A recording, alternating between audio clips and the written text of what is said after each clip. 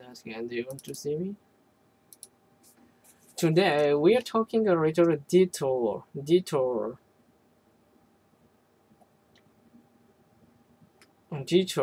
the grand style of public architecture. We've been starting to look at the residential architecture in the United States. Since this is something we call all identify with, I think it will help us see the relationship between the function and over structure and its style or form. This has been an ongoing theme in our discussion, and we will be getting back to it just a moment. But before we get started, I want you to take a moment to think. Does anyone know what the single most popular style for a house in the United States is today? Bob? I bet it is a ranch style house. Well, in this area, probably. But aren't we typical? Yes, Sue? How about the kind of house my grandparents live in? They call it a cave code. That's the one.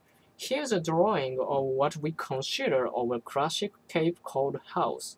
These days, you see this style all over the United States, but it first showed up in United States Northeast in the New England region around the late 1600s.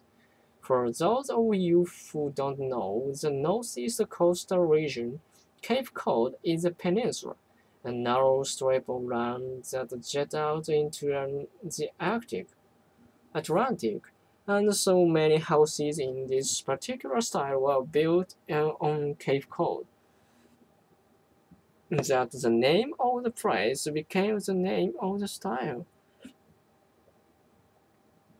Now, why did the Cape Cod style house become so popular in the Northeast? Well, one reason is that it's a great example of form following function. We've talked about this design principle a lot about form following function. And what did we say it meant? Someone give me an application of this principle. What did this concept that form should follow function? How would it be applied to housing design? Well, if it means the design of the building, it should be based on the needs of people who use it. Then, the architect has to be very practical to think about the people who actually be living in the house or working working in the office building, whatever. So for the architect, it's all about the users, not about showing off you how creative you can be. Good, of course, for Cape Cod House, it might be even more accurate to say that the form also following the climate. Who knows what the climate like on Cape Cod? Cold in winter. Whenever I visit my grandparents, it's rarely wet. It's usually either raining or snowing or foggy and windy, too. I guess because it's so exposed to the ocean. That's right. So take another look at this drawing and you can imagine how this design might be particularly helpful in that kind of climate. Notice how the house is very low to the ground. This relatively low compact structure helps the house withstand the strong winds blowing off the ocean.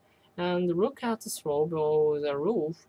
The steep angle helps keep off all that rain and snow that accumulates in the winter. Another thing, Cape Cod houses usually face south to take advantage of the sun's warmth through the window. That's helpful in winter. Now, what can you tell me about the chimney, about its location? Well, it's in the middle. Because does that have something to do with heating the houses? I mean, since the heat never has to travel very far, that means you can heat the health more efficiently, right? Exactly. Now, she house house has very little exterior decoration. That's also typical of our cave called house.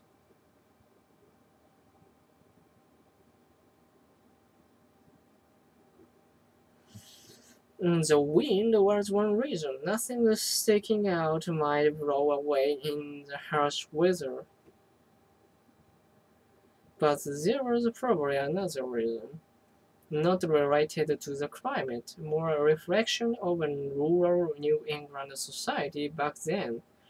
Usually Cape Cod houses were not built in the big cities, where all the rich people lived back then. These were the modest dwellings that the people who built them simply couldn't afford lots of expensive decorated details. But that was more than just a matter of money. In these rural areas, people depended on each other for survival. Neighbors had to help and supported each other in the difficult environment. So you didn't want to appear to be showing off.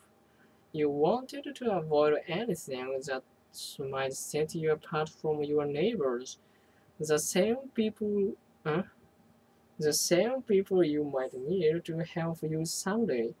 So all these help to create an attitude of conformity in the community. And you can see why a modest and very plain style would become so widely imitated throughout rural New England. It is plain, but you know it's nice looking.